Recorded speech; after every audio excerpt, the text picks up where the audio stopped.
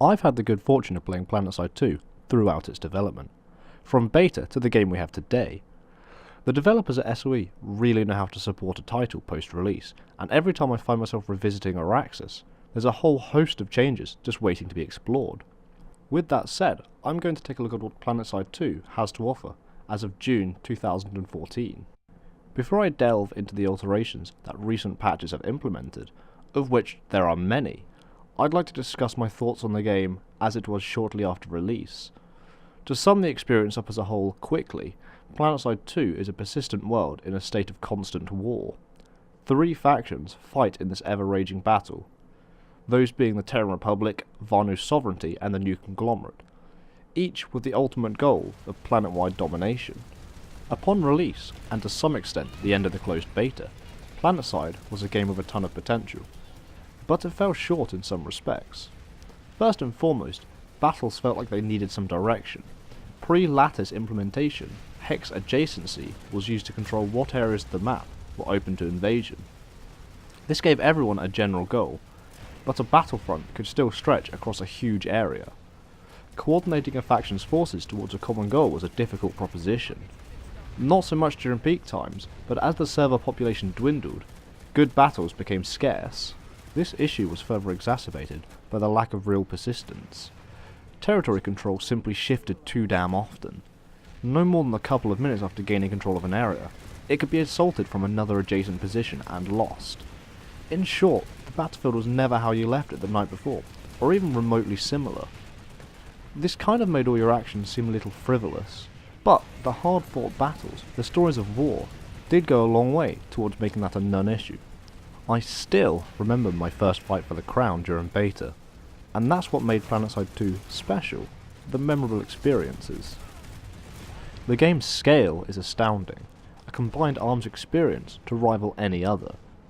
During beta and its early release, performance hampered the experience somewhat, and of course that's a problem when we're talking about a game on the scale of Planetside, potentially thousands of people in a single area. And that brings me on to the subject of balance. Many environments were reused throughout the game's 3 continents, and not all of them were really suited for large numbers of players, specifically the indoor areas. Choke points led to a lot of grenade and rocket spam in enclosed areas. Not exactly one of the more interesting parts of the game. So, considering the complexity of Planetside, fine-tuning the interactions between infantry alongside land and air vehicles was never going to be an easy thing to do. It was very much a back and forth between patches, and they never quite hit the mark, at least not early in the game's life cycle. But that's all very understandable, considering the number of weapons available for both infantry and vehicles.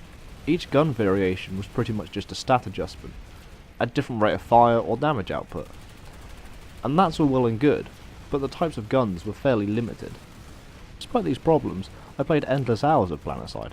Galaxy drops, armoured convoys, and just straight up infantry assaults. It's all a sight to behold, and more importantly, be a part of. You're just an average foot soldier, one amongst many, and that's a rather unique experience, unmatched by other first-person shooters. I've only touched on the state of Planetside 2 from months past, but enough of what I believe to be the game's more prominent issues have been highlighted. Fast forward to today, and a whole lot has changed. SOE's commitment to updating this game is a breath of fresh air in an industry which often abandons their titles once it's been milked dry. Every time I boot the client up, I'm greeted with many gigabytes worth of updates. No doubt something that's a little frustrating for those with a slower connection, but I myself really enjoy coming back and jumping into the fight once again, after a bit of a break. But what's changed? Fundamentally, the game plays the same. No great alterations to its core mechanics. But it feels vastly different. Balancing, map alterations, and quality of life improvements have seen to that. Probably my biggest bugbear with Planetside 2 was always the flow of battle. It felt like the battlefront was always stretched too thin. With the lattice system now in place, however, everything is far more focused. This system channels any given faction's movement. Specific locations can only be attacked from linked territories, and an uninterrupted lattice is required in order to take control of it. Getting into the fight has never been faster, an issue that's always been present in the game's previous iterations. On that note, feedback was something the game seriously lacked. It was always there, but it left a lot to be desired. Now, however, you're overwhelmed with the amount of information the game presents. From the map, which details exactly where a fight is taking place, to the death screen, which is actually really very interesting. Upon your death, you're given information, a relative position from which you've been shot. A cone emanating from your position towards your attacker represents a slice of the map in which your killer was positioned. It's an interesting take on the traditional kill cam. It does not reveal their location, but it gives you a fighting chance next time around. That kind of feedback helps the game feel less frustrating in large engagements. One of SOE's most recent initiatives, the aptly titled Operation Make Game Faster, has also provided an incentive for those who experienced performance issues before. Planetside 2's optimization has always left a lot to be desired.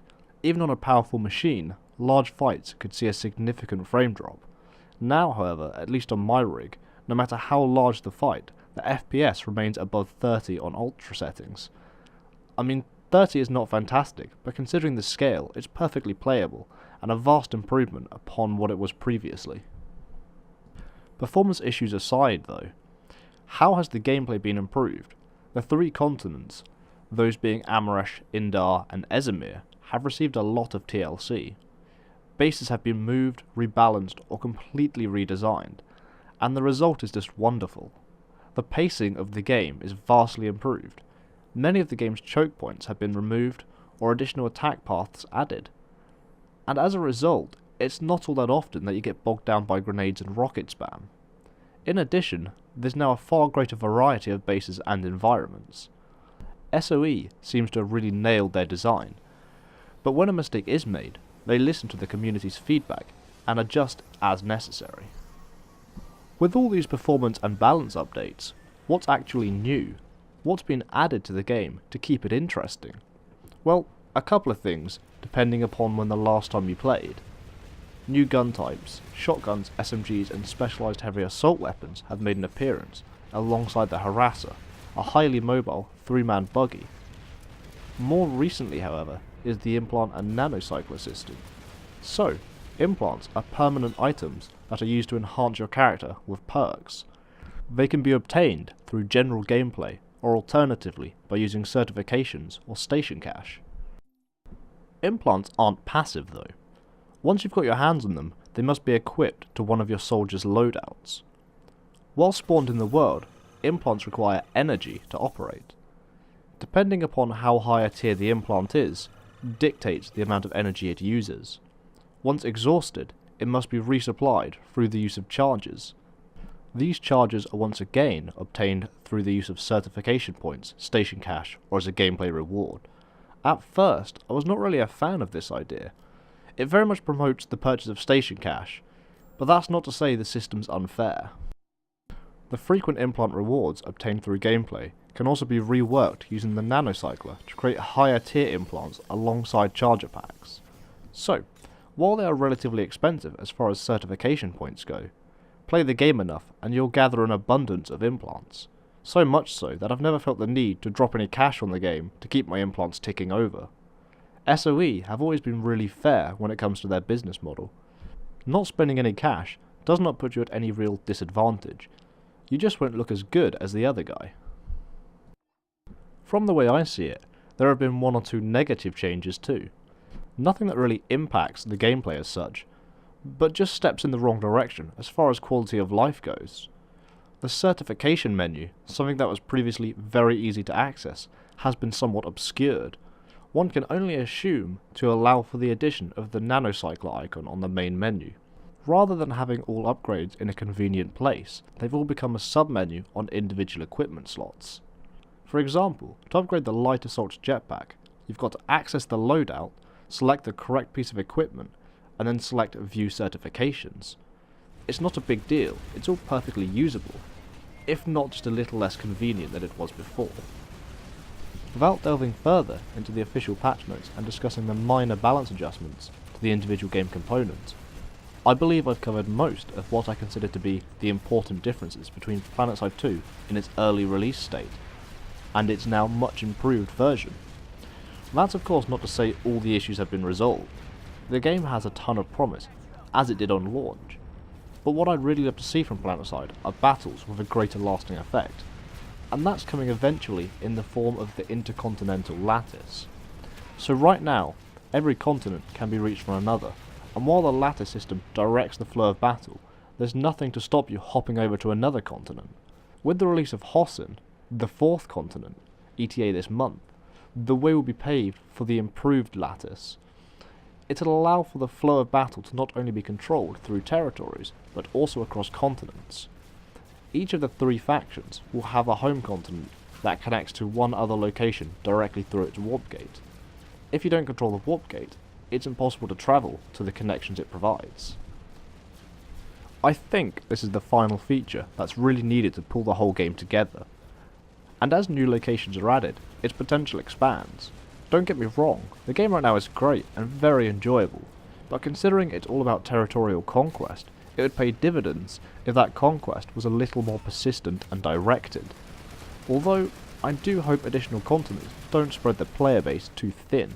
As it stands, at peak times, I only found large fights on a single continent. Often, the other two are near enough empty. While that does offer players who prefer smaller scale fights the opportunity to do so, every new continent will reduce the player base on others. It may not be such a big deal once the intercontinental lattice is in place, but until then, it may be an issue worth your consideration. To conclude, there is no better time to jump back into Planetside 2 again. It's the same game you know, with enough balance updates and redesigns to warrant your attention. If you're waiting for more content, SOE regularly update the game's development roadmap. It can be found on Planetside 2's official website. Check it out and see if any of the upcoming changes pique your interest. Thanks for watching, and to see more of this content, follow this channel to have new videos sent directly to your sub box.